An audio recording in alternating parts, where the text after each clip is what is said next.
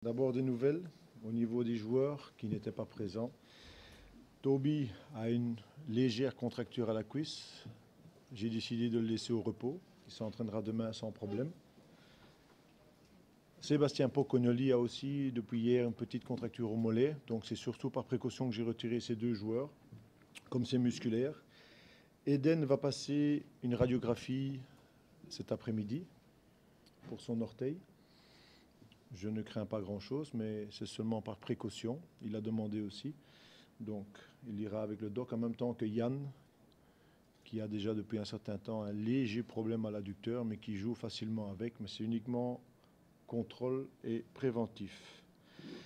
Thibaut ne reviendra pas aujourd'hui. Il reviendra normalement demain. Il a encore un examen demain matin et j'attendrai des nouvelles jusque demain soir. Mais il va mieux. De heure en heure, ça va mieux.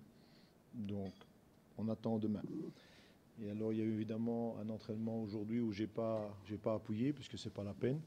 Sur l'intensité, ce sera pour demain et jeudi pour monter en force vers les matchs qui vont arriver. C'était un entraînement plutôt sur la technique, sur la vitesse d'exécution, petits espaces et vitesse. Mais j'allais chez deux séries ici, puisqu'on a eu, je l'ai dit hier, une grosse charge de travail. Ce serait stupide de ma part d'accord aller forcer maintenant. Ce n'est pas le moment ni le temps de forcer. L'entraînement tactique sera à commencer de demain. Ce n'est pas parce que tu joues en 4-4-2 que tu vas marquer plus de buts. Ce qui compte, c'est l'animation. Je crois que tu l'as vu contre l'Australie. Il y a quand même 5 joueurs à vocation offensive qui vont jouer. Pas parce que tu joues contre une équipe soi-disant moins forte que tu dois faire du grand n'importe quoi et tu dois perdre l'organisation. Ce n'est pas le but. Ça a été très rarement essayé. Très rarement. Donc, je continue dans le schéma où je suis, avec des joueurs qui jouent dans leur club à cette position-là. Je crois que c'est important à voir, ne pas sortir de leurs automatismes et de leur habitude. Et je trouve que ça n'a pas trop mal fonctionné, donc pourquoi je changerais? Écoute, je suis très content des prestations de Radja, qui impose encore une concurrence supplémentaire, il le sait.